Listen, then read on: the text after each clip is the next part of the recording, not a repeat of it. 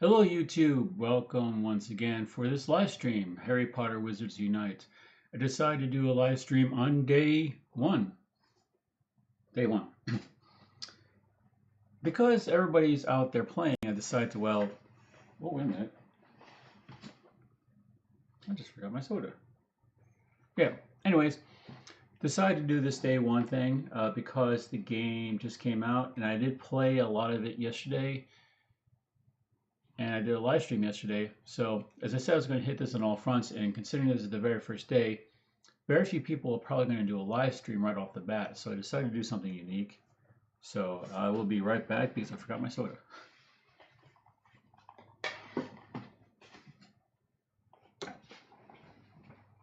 Which is odd because I just got it.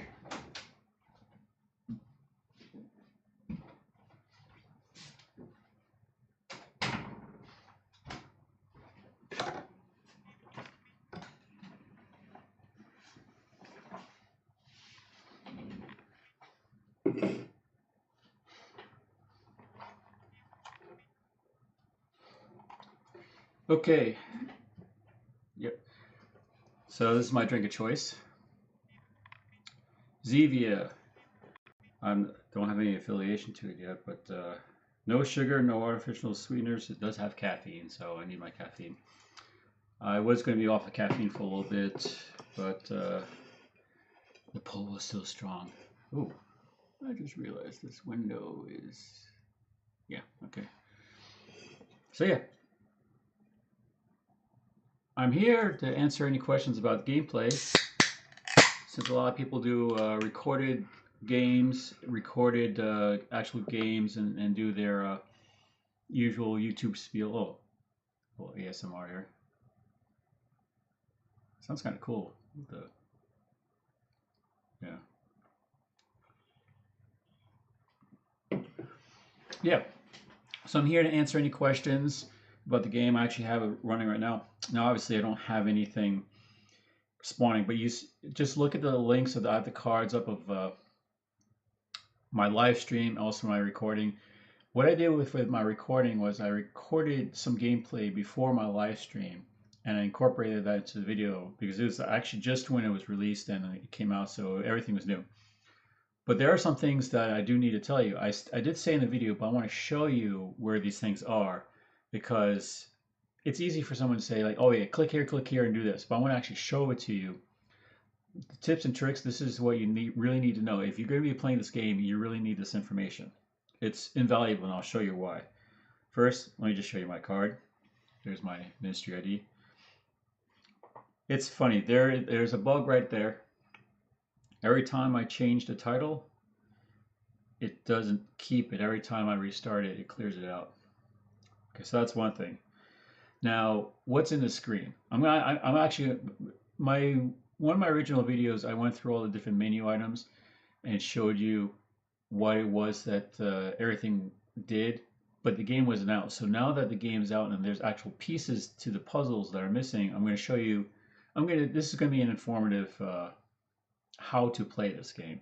Some people may pick this up like, oh, I'm just going to play it, but there's a lot of things that can really. There's a lot of gotchas, especially when you're doing what I call the raiding, like in Pokemon Go raiding, where if you don't know what to do, you're going to be caught off guard. Like if you saw my live stream, it took me a good hot minute to figure out what actually I needed to do, and it doesn't handhold you in the sense that if you're playing quick, like a lot of people, they're going to get confused.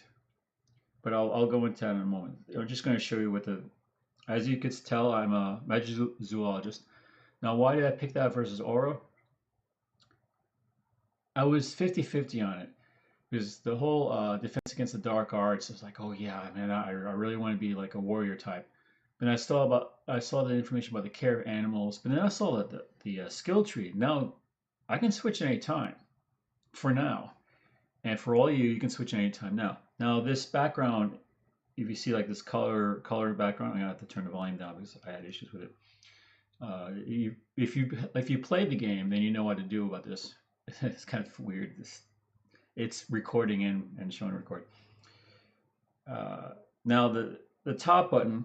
Now they didn't have this in the the beta part of it because they didn't have all the assets. And that's another thing I got to tell you guys.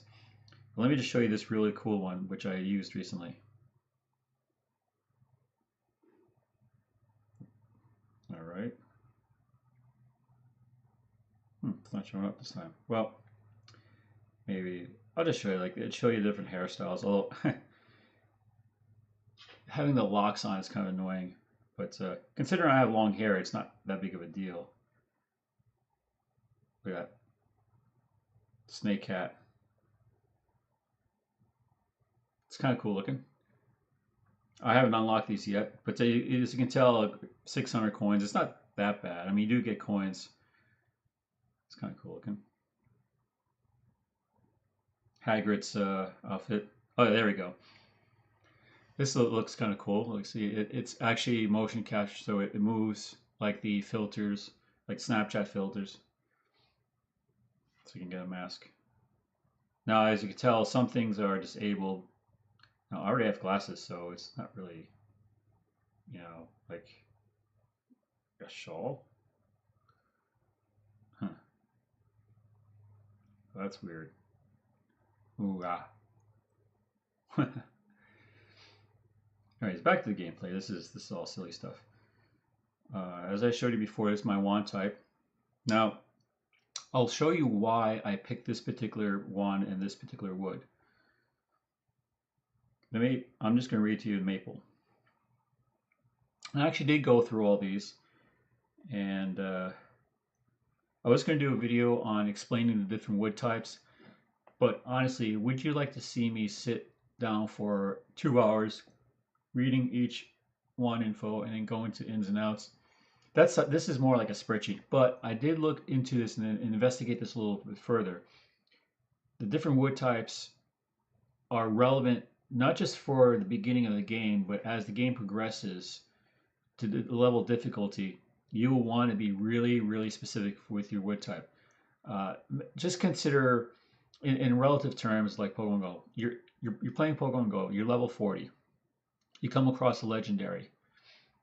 Are you just going to use a regular Pokeball? No. You're going to use an Ultra Ball with a Golden Raspberry and a Curveball. And even then, the chances are still, you know, it's better, but it's not zeroed out.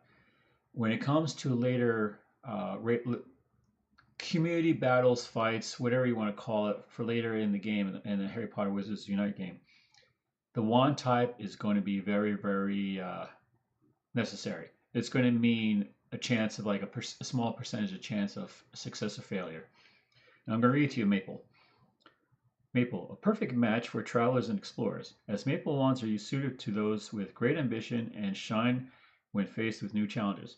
Now, the reason why I start out with maple, because maple is a very good, I won't say beginner wand, because that sounds like the ones here are lesser or greater.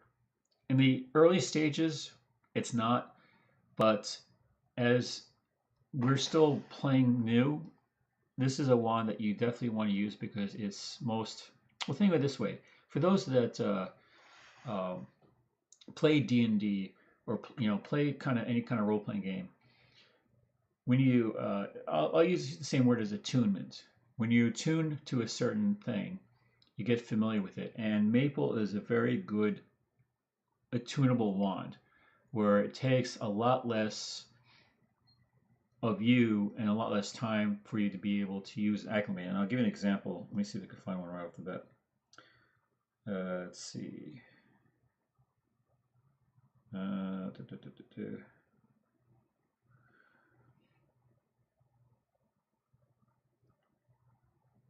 Okay. All right, here's a good example of vine. Vine is a less commonly used wood. Vine wands match well with those that have hidden depth and seek a greater purpose. So if you weren't of that mentality and type, it'd be a lot more resistant to your type of your play set. I'm trying to find another one.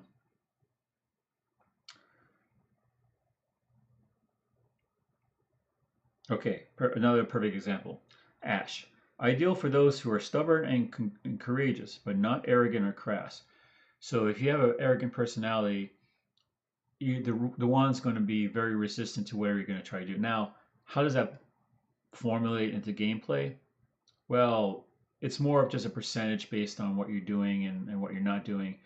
But it's it's 50-50 between lore and compatibility with your playstyle. Now, obviously, as I said, we're still starting off. We're still lower levels, but later on is going to be very here, and it gets. It's not just the wood type; it's all combination three. And I'll show you an example of the unicorn hair, for instance. Unicorn hair produces the most consistent magic and the most faithful of all wands, which is why I picked it. They do not make the most powerful wands, but the wood they are paired with can compensate for this. So I used a very balanced wood with a very even keel type of core for starting out. Now, an example of something that's different. Phoenix Feathers produces the greatest range of magic and shows the most initiative. They are the hardest to tame, and Phoenix Feather wands are often the pickiest when choosing its owner. So there's two schools of thought. One is that you can pick a Phoenix Feather to start off from the very beginning and just stay loyal with it towards the end. And it'll get really, really powerful. And that would be an incentive to doing a Phoenix Feather. But if you want diversity, well, then I'll read to you Dragon Heartstring. Dragon Heartstrings produces the wands with the most power and the quickest to learn new spells. However, that can change allegiance if won from their master, and the most prone to accidents. Accidents being missing out on critical hits, missing. So you have power, but you don't have resiliency or dependability. So as you can tell when reading these descriptions, that's why I picked the unicorn hair, at least initially. Later on in the game, I will actually have a different choice. Now, everyone has asked me, well, what's the flexibility have anything to do with it? Now, I won't read to you the minutiae data that can be used on this, but I'll just read it to you description. Flexibility of wand can determine the adaptability of the owner's spell work and can also denote the wizard's loyalty to its wielder.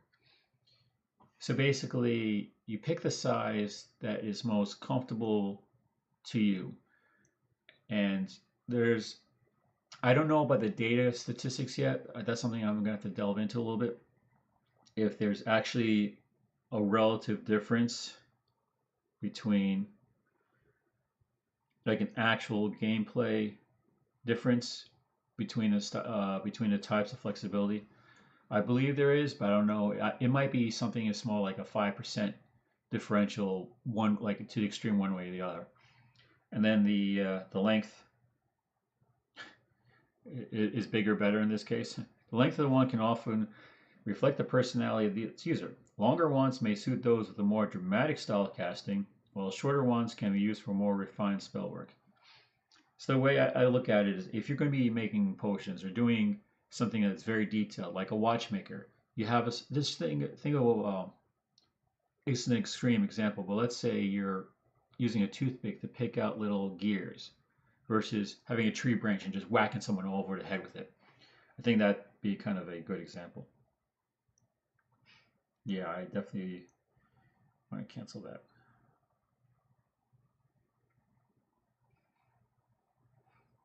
Oh, I got more friends here. Except, let's see what level is everyone. 4, 5, 6, 4, 5, 9, 8. I would have definitely gotten up a level, but the rain kind of delayed me. I wish more people would come onto this live stream. Let's see. Oh, my potions are ready. I've been brewing a couple potions here. All right. Now I'm going to hold off on brewing anymore. I definitely need more health potions. And once I get up levels, I'll be able to... it gives you a little information like combat traces, wizarding challenges.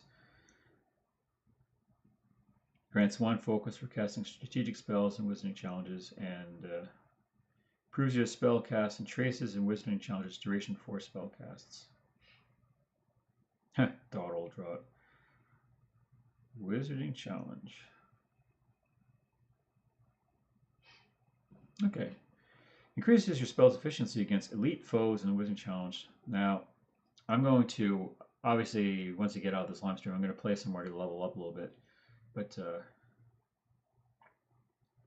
me just check what I have here. This is good for getting the XP boost. Now, I may actually use that once I go back out just to level up some.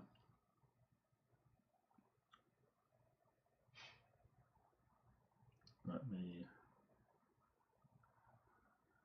Yeah, I'm going to definitely try to increase my dark arts.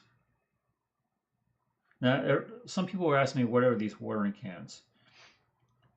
Used in the cultivation of plants, water is an essential element for growing potions ingredients in greenhouses. Now, if you saw my gameplay, just like Pokestops, you can go to greenhouses and you swipe up to open up the plants, to cultivate and garnish what you can from plants. And you get various items for potions. So you can actually tailor what the stuff that you're trying to get. For instance, sneezewort seeds. A seed of sneezewort plants which can be grown in the greenhouse and harvested for use in brewing strong, invigorating draughts. Now, as the game progresses later on in the various levels, right now, all you're going to see is very introductory, very simple recipes, simple items, stuff that you can get. But like, for instance, brewing potions, as you see in this list, now they're locked right now. But if you notice the ingredients, they're going to be ingredients that are going to be harder and harder to find. So you're going to have to plant and cultivate these things. So save your watering cans. Save your watering cans, and more specifically your seeds, whatever you get. Don't use them right away. Because as you progress in levels, you'll start realizing like, oh, you actually need these things, and you need to save them and store them. Now, obviously, you can tell what you need right away. Like, for instance, these plants, like snowdrops drop very frequently. So you don't need to plant those. You can pretty much find those out in the wild. And this is a good example, these three here, of what you see common. You see a lot of dragon livers and frog brain. Actually, one of the first things I found was a frog brain, just actually right here before even leaving. I just found a frog brain. So there are items that are a lot more common than others. Wormwood is not. Wormwood is going to be rare just because it's rare in real life kind of thing. So it's just an example. So whenever you come across any ingredients, a tip here is not to spend them right away. You may be like, oh, I really want a healing potion. I really want to use that. And you can, but if you saw my live stream, I blew through my healing potions very quick doing the very first raid challenge. Actually, I wonder if I can show you. Yeah, let's see the port key listing here. See, now this is an issue that I have. I actually walked more than 2 kilometers and it's still only showing me 0.6. Now, one question that a subscriber posed to me offline was, does this have AR sync or adventure sync or anything where you can actually regulate your travels in the settings? And let me actually go into that right now just to show you what is and is not. And it's actually important. So if you get anything out of this video, there's a couple key things. I did mention in my previous video, but I know some people like seeing it versus just hearing it. Very important. Everyone that wants to play this game, very, very important. Okay. Right here. Under advanced, download over network. What that option is every time that there's an update, it's going to download the information over your local LAN network. So if you're at a Starbucks, you use their Wi-Fi, or you're at home, and you want to do these updates at home or at Starbucks or any place that is not your cell service. Reason being is, I bet you right now, most of the people that are watching this and most people that see this video, even most of the YouTubers out there probably didn't even notice this. And for those YouTubers the bigger YouTubers that see this channel are like, hey, I actually didn't know this, subscribe to my channel just because I told you this. But yes, download over network. Yesterday, the game wasn't even out fully for the US and the UK, and I had to download a 2 gig update to this game right off the bat. And that's including the update to get yesterday's game working. There's one update the 2 days before that I just happened to find out it got the game from an unworking state, from the beta state to the working state. There is the beta APK that came out from New Zealand, and that ran for a while. That's what you saw in my previous video. Then there is the updated game yesterday, and I believe the day before, actually, technically on the 19th, where they rolled out the new update, and then today.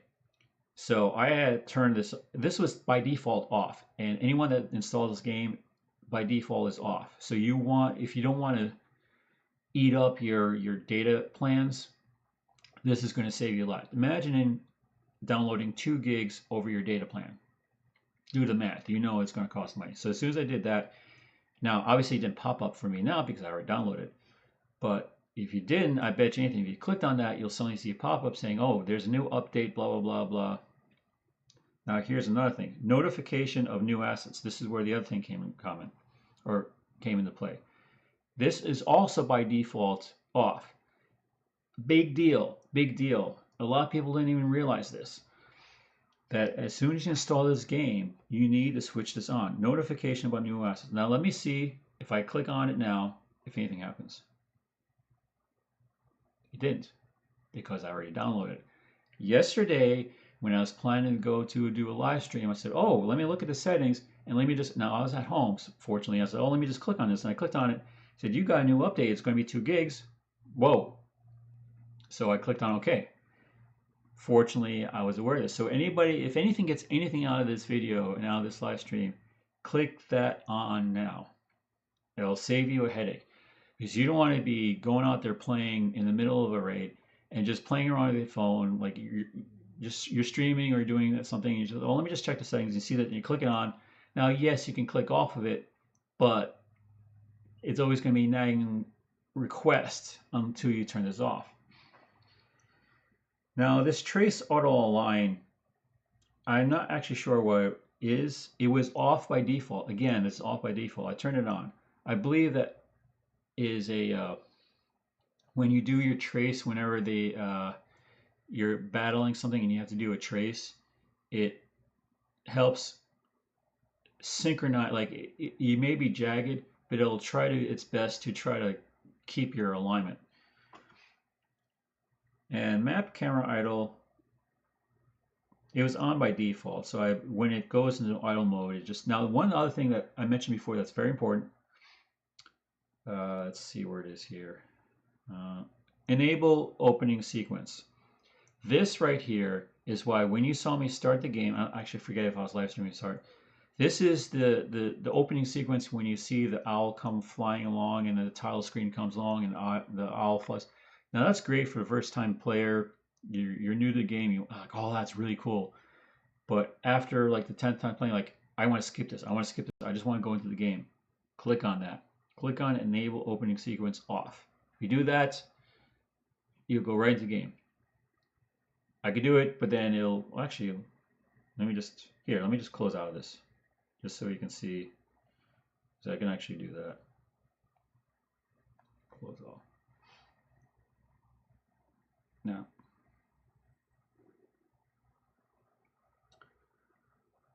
here.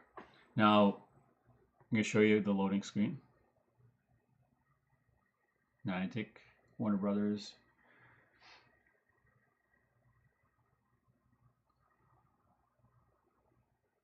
Now I'm looking to see if that owl screen will happen. Nope, went right to the game. So save, blah blah blah. I'll just show it to you just so you saw I'm not trying to pull you a fast one. Let me re-enable it.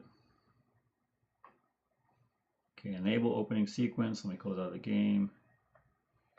By the way, this new swipe thing for the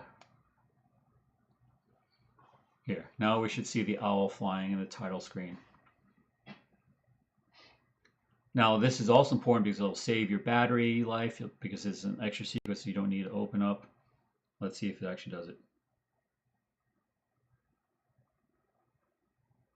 It didn't, but something's here. Snowdrop. Now let me, well actually let me see if it's saved. I don't know if I actually saved that change.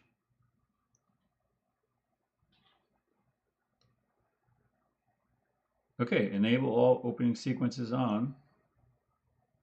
Well, there's a bug right there. Just found it.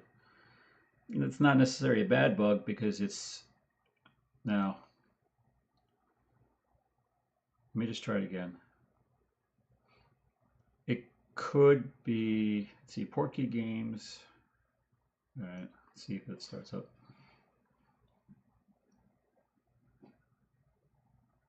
It's a minor bug. It's not anything that's really necessary. Yeah, it didn't start up. So, okay, well, there's a bug right there. Once you disable it, it stays disabled. Now, I didn't actually try to force quit it and start up. Well, actually, since we're testing everything out here, let me just do that.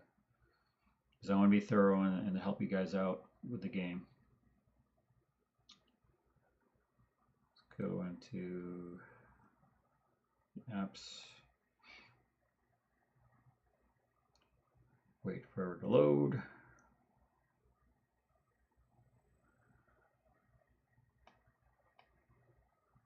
Let's see on my junk.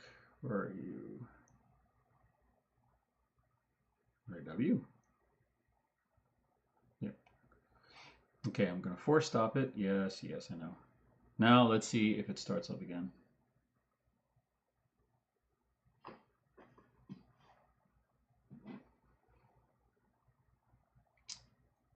Opening screens.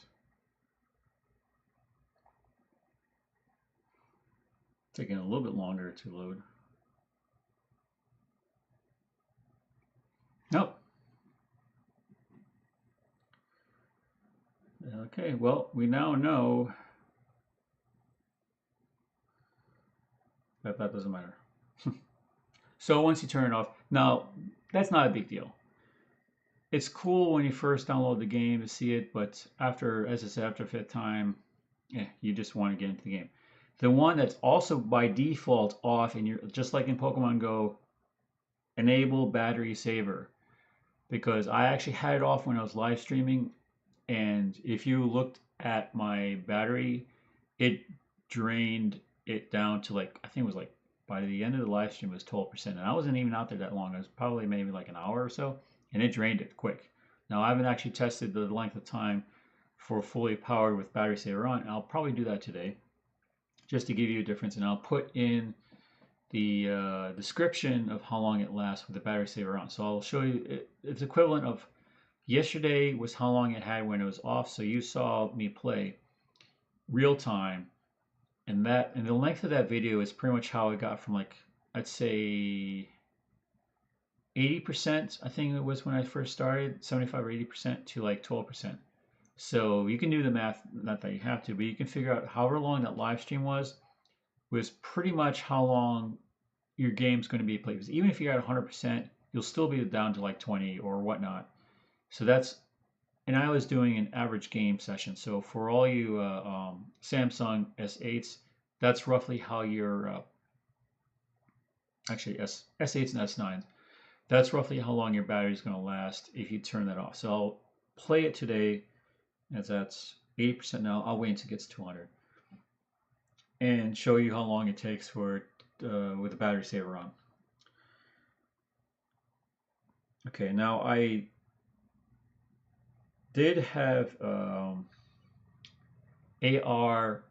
I toggled between AR off and on when I was playing the game, but I did not have AR Plus and AR Plus in Combat on. I had it by default; they're off. So I'm going to play a little bit. I'm not going to live stream and record it. I may actually do a little screen record on it just to have AR Plus on for some of the combats, just to see how it is. The only reason why I am not running out from the bit earlier this morning to play was because if you saw my live stream, it was raining, and raining got caught in the screen, and it makes, as I mentioned before, rain makes swiping bad. Unlike Pokemon Go, where you can just spin the ball and throw it, and you get that little section where you can do it. This is a bigger screen accompaniment. So if you have moisture problems with phones or anything like that, you're going to be hurting, because I had a hard press to even do some of those swipes. So if it's raining, just don't even play, because you will mess up. Even if you don't even have any moisture trapped in your screen, just the temperature difference is going to cause the swiping motion to really be problematic. And as you saw, some of these things are quick. I kept on missing the dodges and the protection spells, the protegos, because of the rain. I kept on swiping and swiping, and it wasn't registering my defense. I still won, as I said. PewDiePie has 0 deaths. I'm always winning, so I won. And I got to like the port keys don't actually show what status or what level you're at. But let me just show you this, because some of those that may not have gotten to level 6 yet, haven't chosen profession. As you can tell, let me just switch over. I can switch. So there's no instinct, mystic, valor. Once you choose it, you're stuck forever or have to spend an enormous amount of coins to change teams. You could change it anytime. And you could tell that here, your focus, your levels. So right now, my power, when you have 50% or greater stamina, my power increases by 10. That's because of the elected trees that I pick. And here are some of my stats. My stamina is 100, power is 21 with the additional bonus. Protego power is 32%. So if you're someone that's really into statistical data, here you go. You can actually raise your various, now all these options here and all these listings of the stats, these are things that you can alter by the trees, the skill trees. And if you really want to progress, let's say you want to really increase your defense because you want to be a defensive type of player. Well, then you could focus on this by increasing your defense stats. I'll just use Mesozoologist, that's a mouthful, to focus on that. And I'll show you the different stats here. See, right now I am level 1, professor level 2, and level 1. Or I actually was thinking about going to Aura, but I didn't.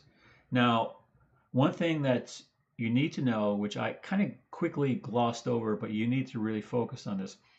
In order to increase your talent trees, you need scrolls. If you look in the upper left section, you got 8 books, 0 scrolls, and 0 manuals. I guess I can't see what they are.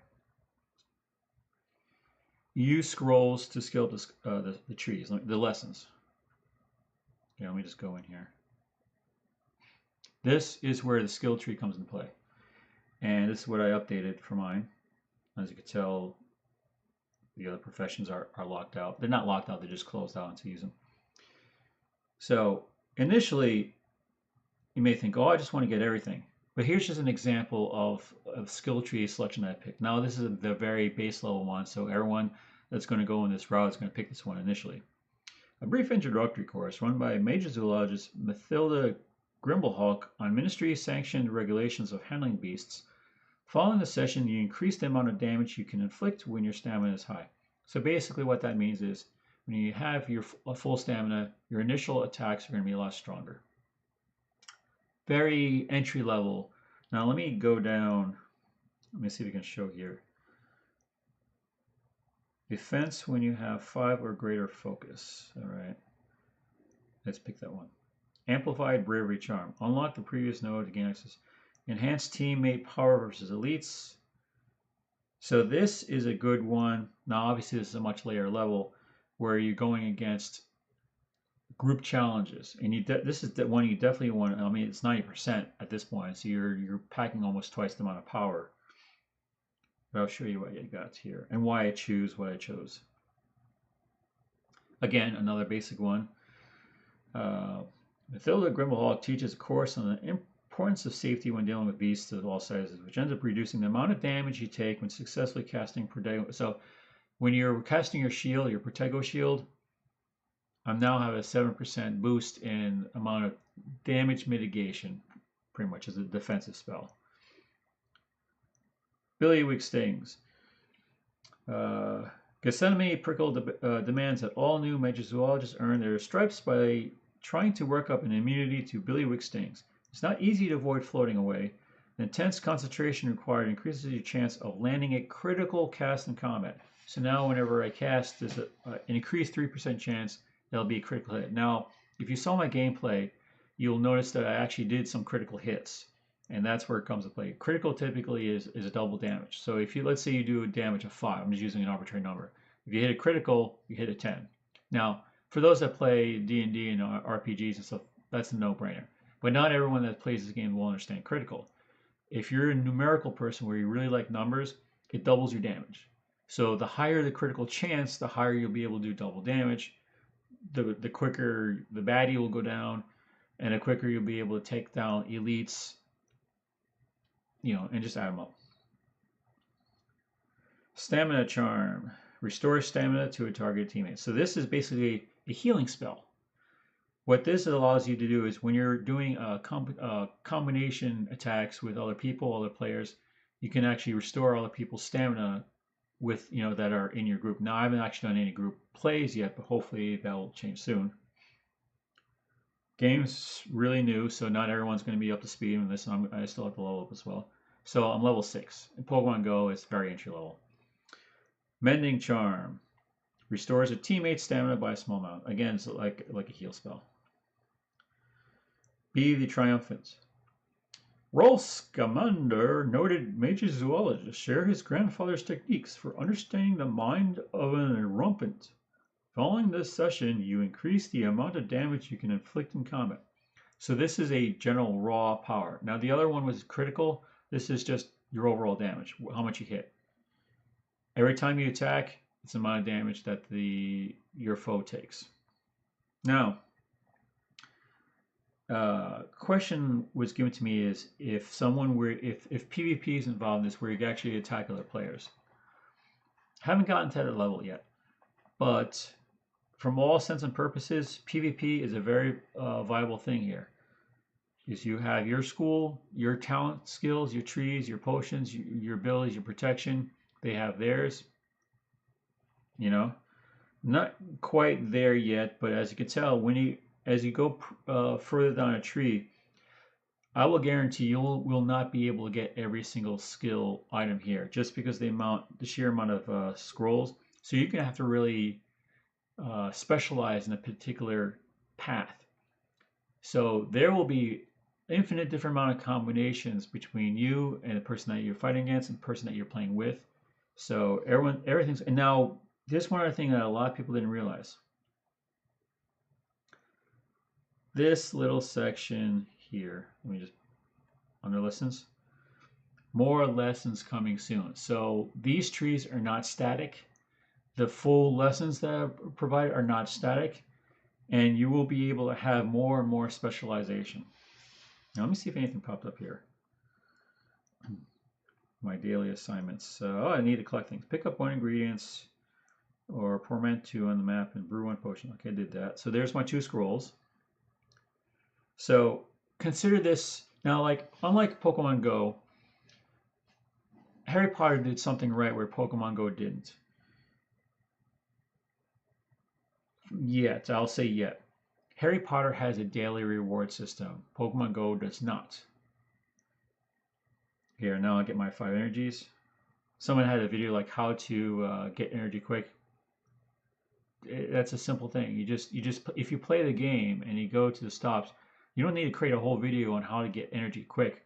Tip right there, play the game, go out to the stops or the houses, eat the meals, you get your energy back. It's real simple. The winner chicken dinner. Go out and spin or enter the house, you get a free meal. Free meal equals stamina. Now, here is case in point, daily treasure. Pokemon Go does not have this, but this game does, where every day you log in, you get different rewards. You can see the potions, the coins, the experience points. Mystery package, who knows what it could be. So if you're consistent and you notice that the XP really ramps up, it goes 200, 250, 300, 354, 450, and it drops back down 150. Why? I'm not sure. But yeah, no. So you got daily assignments. So for those casual players, you can really do this, like walk 0.25 kilometers. That's a real something. I could do that in my backyard. Complete 1 wizarding challenge. Well, I'll show you that in a second. Use 1 potion. Well, if you're in a place where you can play, You can always use an experience booster or healing potion. You don't necessarily need this, but if you're a real challenge guy, a real assign guy where you have to do them all and clear them out, that's not hard because one of them is the brew potion, so you could always use whatever you brew that day, as long as you have the ingredients. If you just walk around a little bit, you will get ingredients. That's one thing that was very prevalent in my gameplay. There's a plethora of various ingredients. You just have to look out for it. Like, perfect example, Meltan. In Pokemon Go, Meltan was kind of hard to spot because it was small. In Harry Potter Wizards Unite, the visibility of some of these ingredients is kind of tricky, especially when you have different things like the flags that show at different places. The flags can kind of hide some of the ingredients, but you have to really kind of circle around to scroll it. Return 10 foundables. Average gameplay, you should be able to do that as long as you are careful with which. Now, I'm going to go out there and play and see if I can get it. Hopefully the screen is dry enough. Dine at inns 2 times. Okay, remember what I mentioned. You don't need to watch a whole video that some guy posted his whole video on how to get energy. Just go to an inn. Open up, get the meal, pick a meal, and eat. There's your energy, there's your stamina. And complete all tasks. Now, like with every task affiliated list, there's always one that says complete everything and you get a bonus. Now notice, 8 coins. Unlike Pokemon Go where you have to battle in a gym, poke a Pokemon in there and keep it there for long enough to get 50 coins a day, as long as you do these tasks, you can do these tasks on your own, you can get coins. So you don't have to be competitive. You can actually just play the game and get coins. You won't get a lot of coins, but 8's better than 0, right? Now, that's my daily, it's my achievements. Friends, I have 5 friends, so let me collect. So you like right here, 5 coins. So there are ways of getting coins for microtransactions where you don't have to spend money on it. Another thing that Harry Potter got right, or got better than Pokemon Go, is there's a lot more options to get coins to be able to purchase things versus just having to buy everything. Now, obviously, this is entry level. The hook, and I understand what Niantic's doing with this, is as you level up, 8 coins is going to be nothing. Now you could spend several weeks playing to get 8 coins every day and build up to 800 coins to buy that one thing, but it's going to take you a while. So microtransactions are still in game because it'll make things a lot easier and a lot quicker. I'm not going to do that. I'm not going to buy anything. I'm going to be a purist with this. Everything I'm going to do from the game. So, and that's like anyone that's going to help you out with the game. I'm not going to take any shortcuts. I'm not going to do any spoofing. I'm not going to do anything. I'm not going to hack the game. I'm not going to do anything. I'm going to use the game to its full advantage. And I'm going to help you guys out with whatever I find. So right now, I actually got 2 scrolls. Let me see if there's anything else here. Nope. Yeah. Now, some of these, like the bigger achievement types, pick up 200 potions. Use 10 potions. There are achievements where it's going to take you a while to do, but something to look forward to. And don't really focus on it. Just like, oh, that's a nice kind of bonus. Find 10 mystery items that, like for instance, cast 500 offensive spells. And that's just the first level of the achievement. There'll probably be higher achievements later on, like cast 10,000 offensive spells. That's something you won't be able to do in a day. Yeah, that's a lot here. But you get these special items. Now, one thing I like about the game is that when you rescue someone from a confoundable, they actually join part of your team. Not in the sense that they walk around with you, but let me just go back to the, let's see, where is it? Registry. Yeah. They I guess I could say part of your crew. And these are the ones that, like, for instance, rescued a Hufflepuff student. Scene 1, fragments, got 1 fragment. Blah, blah, blah, return to Hufflepuff. Now, for those the YouTubers that, especially the bigger YouTubers, not that you have to really be too concerned about this, but you may want to kind of pause when doing this particular screen because you notice it says found at, and it gives you a location. Not that's a big deal, but Just something to think about. Now here's an example where I got Luna and Lovegood, but I didn't get all the fragments yet. So I still have to free her from a couple of locations. Now, as this channel grows, and my next goal, and that's what I'm going to ask you to for a challenge. I'm going to be playing this game. I want you to see if you can get my channel to grow with subscribers, views, everything that you can possibly do to help me out here. Hey, I spent all this time trying to help PewDiePie out, and I think I did a pretty good job. It's what, at 96 million right now. So if you can do the same, help me out.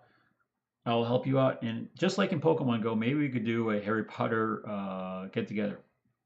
I'm all for that. I'm all for playing with people. I think that'd be awesome. And since the game's so new, everyone's kind of on equal level playing field. Even the YouTubers are all on equal level playing field, regardless of whatever people's subscribers views or whatever that crap is. This is a new game. This is really exciting. This is great.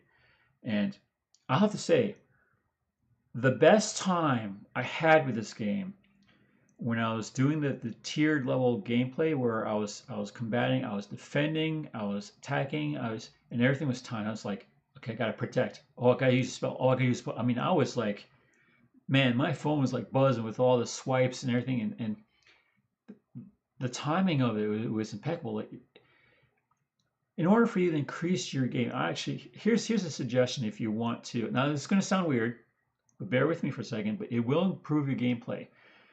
Maybe I should title this "How to Increase Your Gameplay." I love you in Italy. Aw, thank you. Now, this is going to sound weird, but again, hear me out. Now, here, I can't really show you. Actually, hold on. I can show you. I can show you indirectly. Let me take a picture, but show you. Yeah, now, here. That's my monitor, right? You don't normally see that every day where you can see like someone's actually using OBS. But here's an example of what I'm talking about. Take a like a notepad or drawing pad. Actually, let me see if I could do this right now, just to show you a suggestion. Let me see. Let's go open up. Yeah, there we go. There we go. Here, I'll show you an example here. Now,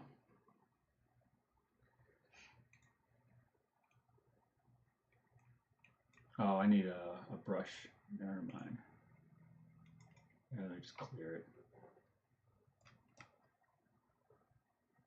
Brush. Bear with me. Now, here's a good way to practice. Now, since you're not playing the game, but you need to perfect your tracing ability, just draw like this and then do this. And just try to practice. Now, that's actually one. I think another one, let's see. You get to see my awesome drawing skills. I think it was like, brush. Let's see. It was like down. I think it was like that. I mean, you can actually draw a lot quicker and a lot cleaner and nicer, but then you could just practice like this. And just try, because the guaranteed that will actually increase your gameplay by a lot. Let me get rid of this camera.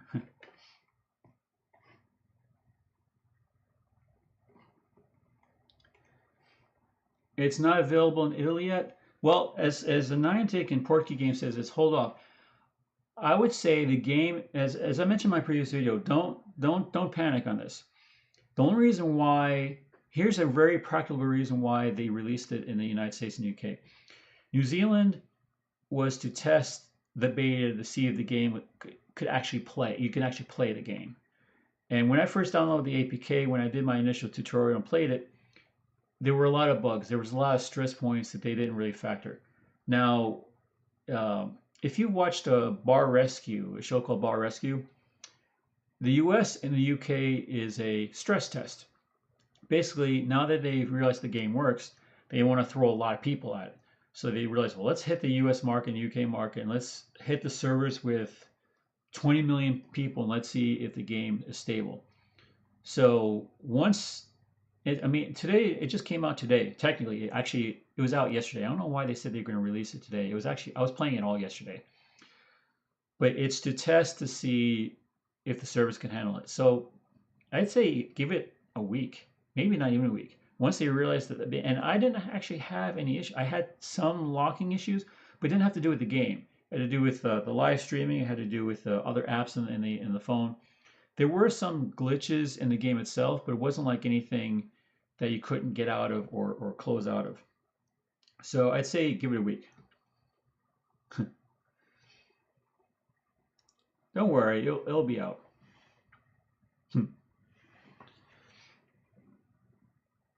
No, I don't wish that something else would spawn here. But yeah, here's my little. See, this is a one bug that actually I found. I don't know if anybody even found this.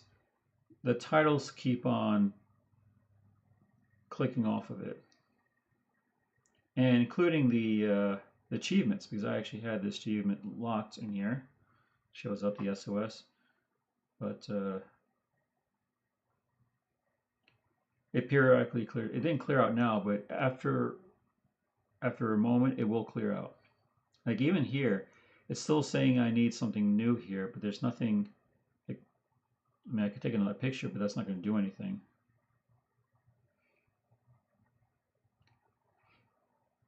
See a portrait. Slytherin. Huh.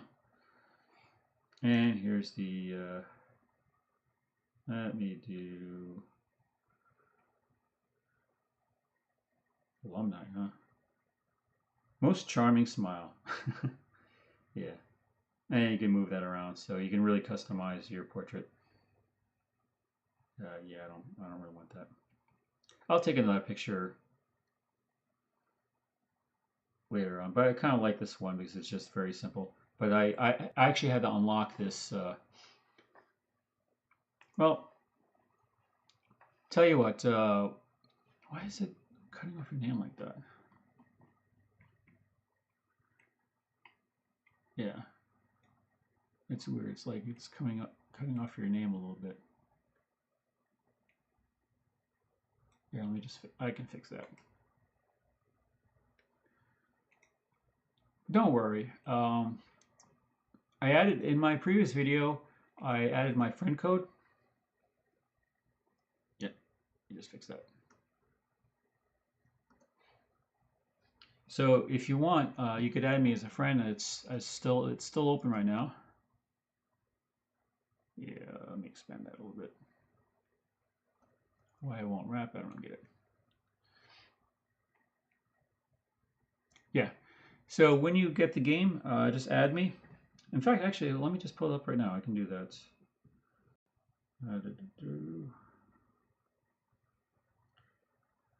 I can, and if I get to the right screen.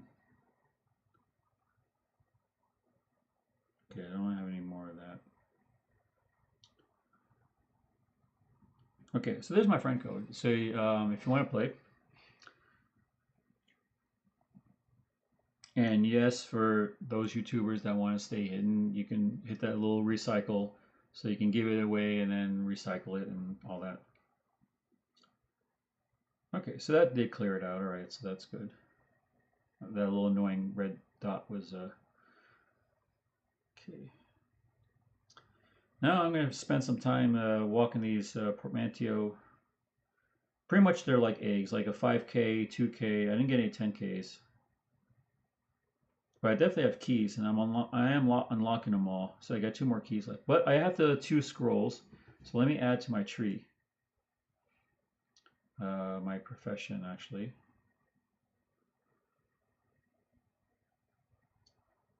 Yes, let me go down here. I got 2 scrolls now, so let me think. Oh, can't upgrade that yet. Actually, can't upgrade anything. Ooh, I need 7 to restore teammates down by a slightly larger amount. Okay, I don't need to worry about that right away. Okay, and huh. Unlock the previous node. So I need 2 more scrolls to even get that. Is there anything that has 2? Yeah, so I'll just have to hold off. Then right then, I just said I'm level 6. I'm already having to save up scrolls because I used up the ones before. So I'm not too worried about using things right away, but some of you may want to hold, especially with the more rare ingredients for the potions. Let's see how these guys are doing. Will I burn anything? Yeah. And let's see, level 9.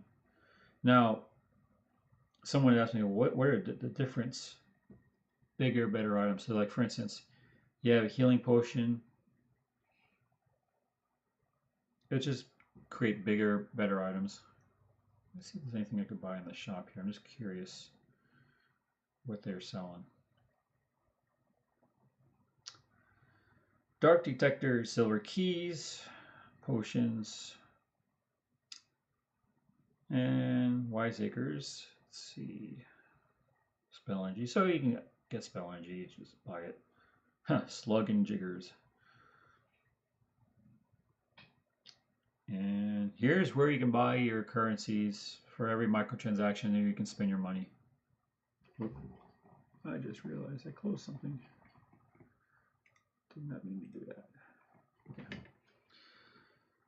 So if you really want to get ahead of the game, you can spend $100 to get 12,000 gold and then buy all these things. Although, honestly, I would hold off on buying anything. I would. Here's a word of advice for the game, and I've played it a little bit. Now remember, I played this before it was even released, before it was actually you can level up. So I got a chance to play some of the behind the scenes stuff. Hold off on buying the microcurrency transactions because you don't need it. You don't need it until at least level, I'd say maybe level 10 or so, where you start getting into some of the bigger things. And it, like for instance, I blew through my potions quite quickly yesterday, but I was just doing it for effect, for showing it. Also, I was getting more from now. Here's one thing to help you out with mechanics of fighting. Now, just look at my previous live stream because I can't. There's nothing here to show you right now. But a few things when you're fighting something, you have to move your phone. There's a little circle with a little lightning bolt in it. You have to, as soon as you attack, you have to tap to attack, and then you have to hold down the wand. And as you're holding down the wand, here I'll show you an example. You have to move your phone so that the circle with the lightning bolt synchronizes with the. Now you even have to do this when you have AR off. So as soon as you move the circle, there's a little timer on it. So you have to keep the circle, your circle, in their circle for an amount of time before the bar fills up. It's like a little circle, and it's like a timer. Now every time you hit it, it increases the time, but every time it moves out of the way, it stops it. So you have to be constantly moving to get that circle in the spot. It's like a target. You have to hit target. And some of those creatures that you saw me, I was going like this because it kept on moving. It was annoying. But as soon as it fills up, then, and this is where it gets a little tricky, you have to be quickly do an attack or defense. It depends on the creature you're fighting or the person that you're fighting. But it's suddenly you get the circle, then you cast your spell, then you have to do your traces, whatever trace that comes up.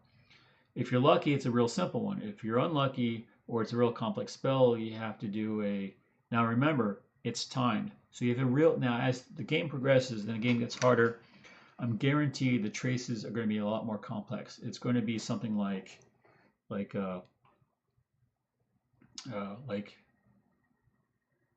something like that, where you have to almost like you're signing a signature. And the effectiveness of a spell is time and accuracy. So I was hitting fairs and goods. I think I don't know if I got one great. I probably did, but fairs, goods, greats, and I believe the excellent would be a perfect. Now, how do you get an excellent?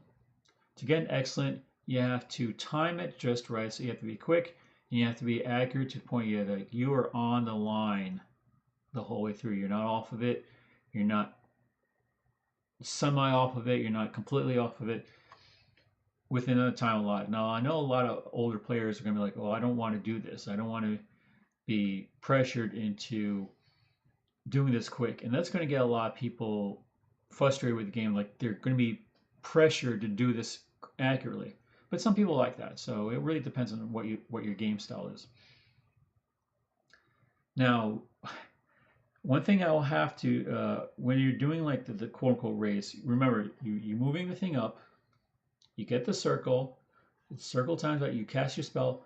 Now, one thing you new game players you have to be careful of, as soon as you do your spell, you can't just stop, because as soon as you cast that, get ready, because you're going to have to do Protego right away, because it's going to attack. It may not attack right away, but I'd say majority of the times when I was fighting, it attacked right away. In fact, one attacked twice. It attacked, and I thought, okay, now I have to wait until it gets. No, it attacked again. I'm like, oh, I had to catch up to it. Now, the other thing is prepare to use potions, but prepare to use them quickly. For instance, you use a Protego. You swipe down, and you had that half a second. Now that would be actually a good time if you're really low on health, use a stamina potion, or use a if you're I say not really health, but you're casting stamina is low, or you're casting energy is low and your stamina is low, or whichever one that you're dealing with. Time it just right, because if you wait until it attacks, as soon as it starts attacking, you won't be able to hit your potions, and it may attack you and it may bring you down. Now, I would say the best time to use a potion is either right before or right after you use Protego. Any other time, you're kind of risking getting into a point where it's in its attack screen. As soon as the creature is in its attack motion, where it's doing its thing, you're stuck. You won't be able to use it. You have to wait until it does its attack. So that's a tip right there. Make sure that you time your potions well. And I say, grab on the screen, practice your swipes. You will quickly learn, like those two examples were actual examples that when I drew on there, because I had to kept on doing it. The other one is just like a crescent moon where you just do this. I saw that a lot. And yes, the more difficult the challenge, the more difficult the traces or the swipes, whatever you want to call them. Now, one other tip and trick that I found was very invaluable, which I had to actually learn while I was playing it, was timing not just your attacks or your potions or your defense, but timing when you actually now here when you're doing these quote unquote raids or these challenges, these raid Pokestop, and you use a reference turn challenges. Another tactic that you need to use is when to use these things and when not to. Now, I was soloing that, so I was doing everything my own. So I had to put everything forward. I had to do my defenses, I had to do my attacks, I had to do my potions. And as you saw my gameplay yesterday, don't fret if you lose your stamina and you get knocked out. As long as you're still within the timer, you can get right back into the fight. Now, the good thing is that the creature you're fighting still has the same stamina as when you attacked him before. Now, I would have lost one if that wasn't the case, but I actually got knocked out.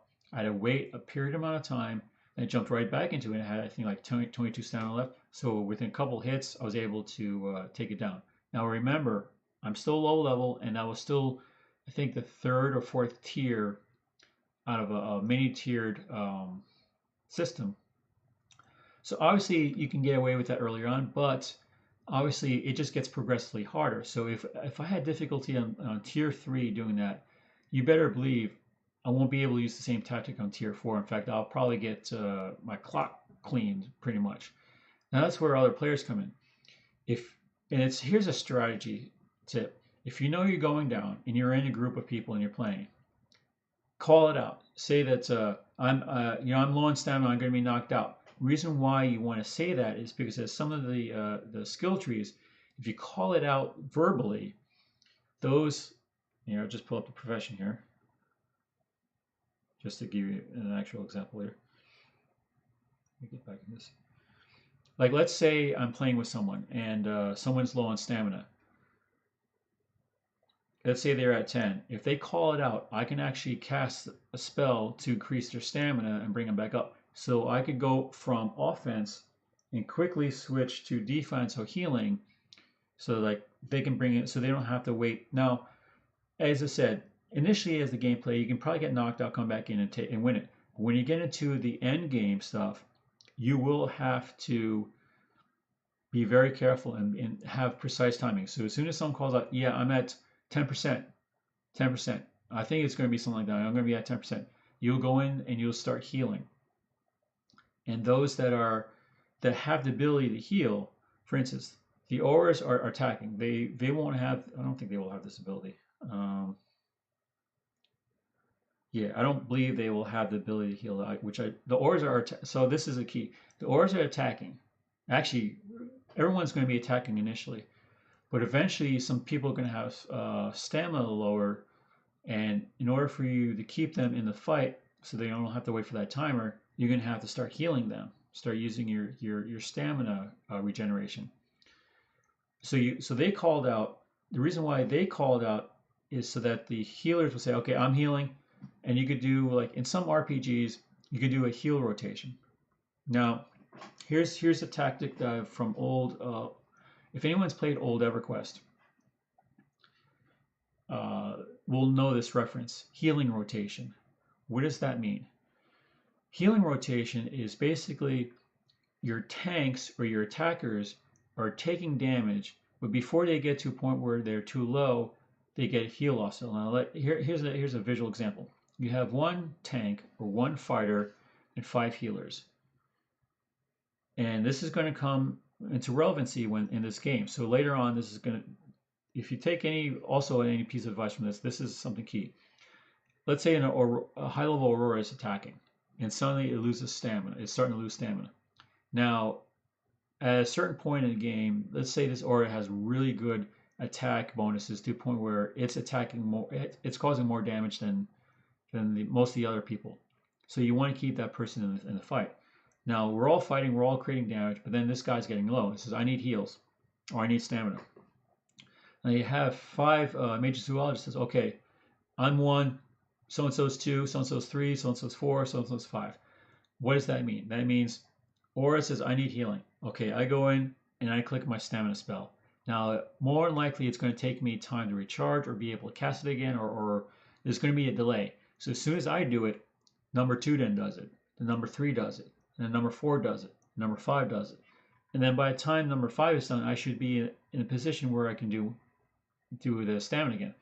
Now, the bigger battles, it's going to be more than just one person. Let's say it's going to be 4 primary. Everyone's going to attack, but then 4 primary attackers that have to stay in the game. So eventually, what's going to happen is those 4 attackers are going to keep up, and then you're going to assign maybe 2 or 3 major zoologists to each individual attacker, and then they're going to rotate, and then the other 3 are going to rotate them, so that there's always consistent damage taking this thing down. Now, as you saw my gameplay, yes, I got knocked out. I had enough time. I came back in the fight. I was full stamina. That's entry level tier. We're talking about at the end level gameplay. I'm giving you some really gold advice here because I just for my little bit of playing, I know what's going to be coming up for the end game here. It's going to get to a point where you're going to have a full raid group, and you will not be able to get knocked out. If you get knocked out, the game's over. You're lost because there won't be enough time to be able to get back into it to create enough damage. So the tactics of having to spam heal are going to come into play. Or whatever, for instance, you may actually have to use your boosts, like your damage boosts, your defense boosts. Everything's going to come into play.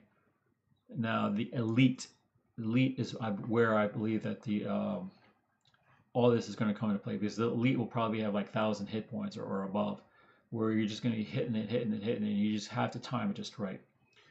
So I've been going on and on about this, but I don't want to chew your ear off too much about this.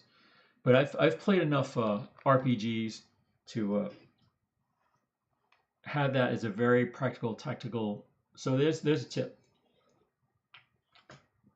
strategic tip. Being early in the game, what can you do now to prepare for the end game? Well, it depends on what you do. If you're an Aura, get your potions ready. Not that you want to use them or need them, but there'll be a point where the potions will more than likely won't be able to do much per se. But don't quote me on that. I haven't seen the high level potions, so I don't know if there's going to be like a heal all or heal all stamina. It really depends on the creators of the game if they are going to have this potion driven or player driven. If it's player driven, potions are going to help mitigate, but won't be able to be the stopping or the healing force. If it's player based, then the players are going to want to be able to get more stamina than potions. Now remember, it takes time to brew a potion. It takes time to brew these things. So when you blow through them, and then you're gonna have to wait. But people that play, like I can blow through all my stamina potions, but if players can keep hitting me with stamina heals, then I'm good. I don't have to worry about brewing things. But as an emergency, those that can't heal themselves should use potions. So the aura should use potions. Major zoologists should be focusing on building up your stamina, building up your spells, building up pretty much everything, because you're going to be kind of like the all-around jack of all trades kind of thing. Now, I haven't looked too much at the professor tree. Now, I know some people are already going into that. Professor deals extra damage against curiosities and takes extra damage from dark forces. It takes extra. Okay, so this is where interesting. Okay, you know the three-tier system where one is always stronger and weaker against the others. Auras deal extra damage against dark. They're against the dark arts, of course, and take extra damage from beasts. So whenever like when I was playing, I came across all three.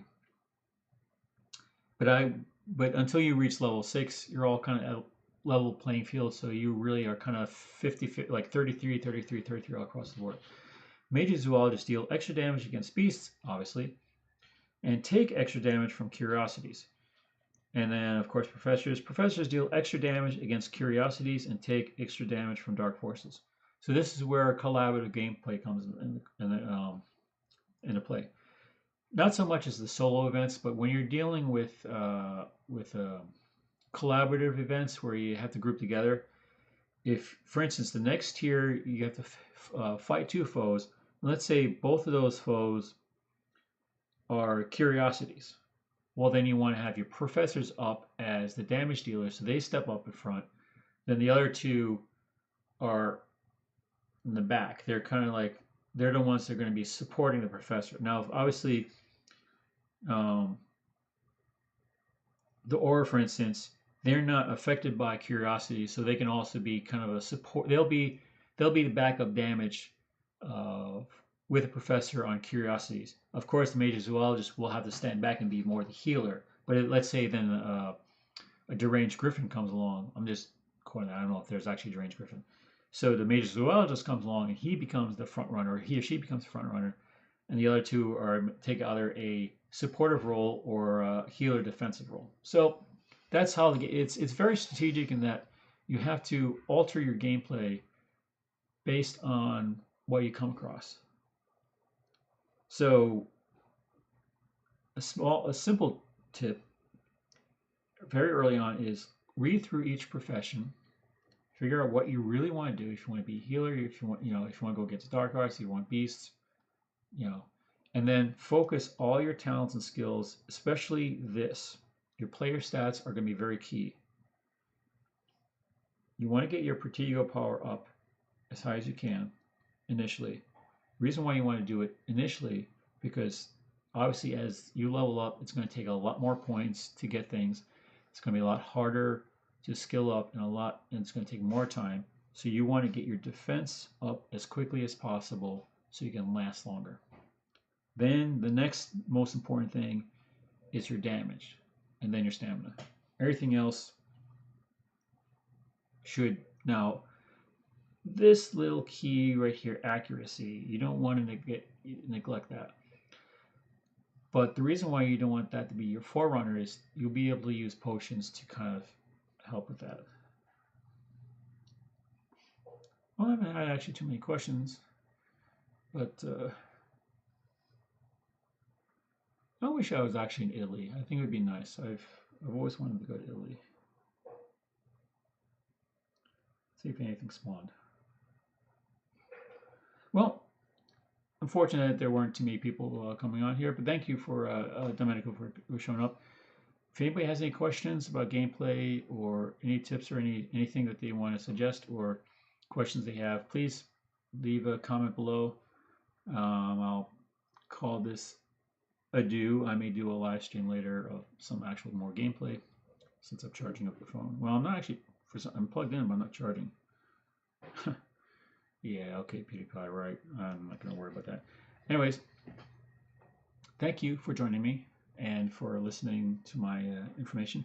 Hopefully you find this informative. As I said, if you have any questions, I'm kind of just spouting out different things here, but if you actually have a question about the gameplay, about some different, like what actually, if you, for instance, if you have an actual, let me put it to you this way.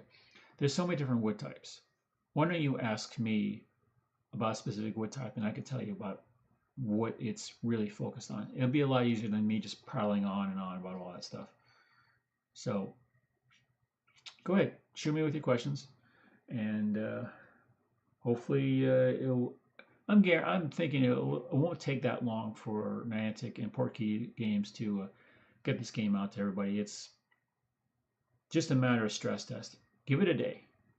Give it at least today.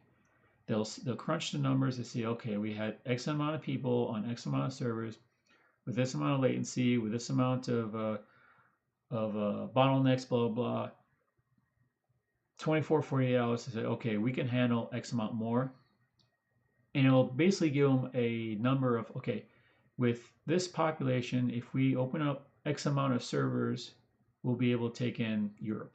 And they'll probably do it in waves. So they'll do Europe, and then they'll do the Asias, and then they'll do the other countries. It'll probably roll out in that because Asia, well, Asia actually, population-wise, I think the Asias would probably be the second highest density amount of players, and then Europe, and then the other countries, in a sense of like total bandwidth and server usage. So they'll just be able to figure out what they need. So it'll be a matter of a few days to figure it out, and they'll probably have some servers and pipes reserved for in case it's bigger than expected. I hate to say this, and I don't want to shoot this very early on, but I don't think Harry Potter is going to be as huge as Pokemon Go in a sense of the initial out, but we'll see. Let's give it a week and see what happens. So Domenico, give it a week, see what happens. If they don't have anything out within a week, then there's something else going on. So anyways, thank you guys for joining me. And for anyone that came across this, find this informative, like, wow, I didn't know this, please subscribe, like, comment. I can need all help here. I'm combating, and I didn't realize I was could be competing against so many different YouTubers, but there's a lot of higher YouTubers that aren't really that invested in the game, but they're just jumping on this. So give me a shot. That's all I ask. Just give me a chance. Anyways, thank you. Take care and peace out. Hopefully you have a wonderful, beautiful day, and get some confoundables and get those mystery memories and bring up the lore. I'm kind of curious to see what you guys find, and show me show me what you found. I'd love to see what you guys found. If you brewed a special potion, or your trees, give me all that information. I want to see it all. Anyways, take care. Again, peace out.